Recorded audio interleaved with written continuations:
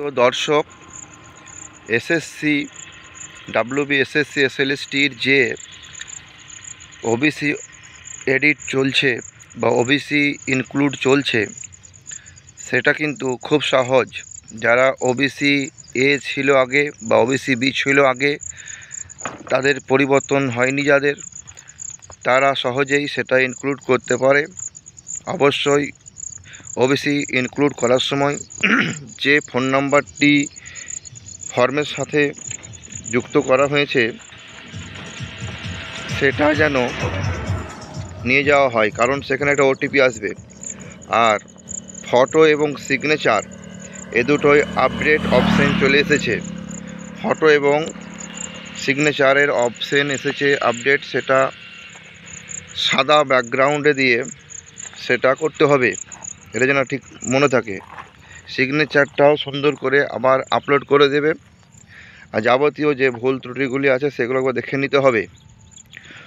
আর যাদের OBC A থেকে B বা বি থেকে এ হয়েছে তাদের কোনো অসুবিধা নেই। নতুন লিস্ট অনুযায়ী যাদের এ হয়েছে তারা এ লিখবে, যাদের বি হয়েছে তারা বি লিখবে এবং সাবকাস্ট দিয়ে দিবে। এবং পরবর্তীকালে কিছুদিন পর বিডি অফিস গিয়ে নিউ ডিজিটাল ওবিসি সার্টিফিকেটের জন্য অ্যাপ্লিকেশন করে দেবে। কিছু সাধারণ ডকুমেন্টস লাগবে। আর যাদের 64টা সম্প্রদায় বা 66টা সম্প্রদায়, যেগুলো আগে থেকে ছিল 64 কি বা 66, পরবর্তীকালে তো 74, তো পুরাতন যাদের ছিল অলরেডি, বিশেষ করে হিন্দুদের আর কিছু মুসলমানদের, জোলহা টোলহা আনসারি, তাদের অনলাইনে করে দিলেই হলো। কিন্তু যাদের নতুন ওবিসি হয়েছিল সেইগুলোকে আবার নতুন করে আপলোড করতে হবে এবং ফর্ম ফিল আপ করে অনলাইনে হার্ড কপি বিডি অফিসে জমা দিতে হবে।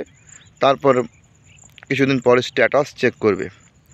অতএব এদিকে কোনো ভয়ের কোনো কিছু নেই। এখনও 5 দিন আছে ফটো এবং সিগনেচার আপলোড করার জন্য, এখনও 5 দিন টাইম আছে।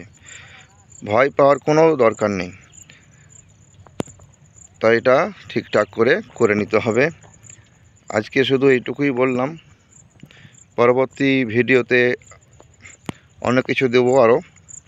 আর আমার এই চ্যানেলে সংস্কৃত এসএসসির অনেক কোশ্চেন দেওয়া হয়, সেগুলো দেখবে যাদের সংস্কৃত অনার্স আছে, সংস্কৃত নিয়ে পড়াশোনা করেছো। আর মাধ্যমিক লেভেল, উচ্চ মাধ্যমিক লেভেলে বাংলা বিষয়ে সাজেশান দেওয়া হয় এবং টপিক অনুযায়ী আলোচনা করা হয়। আমি স্কুলে যে সাজেশানগুলো দিই সেই সাজেশানগুলোই এখানে দিয়ে দিই ইউটিউব চ্যানেলে, সেটা দেখে নেবে, তাহলেই হলো। বেশ, আসসালামু আলাইকুম। সবাই ভালো থাকবে, সকলের মঙ্গল কামনা করি।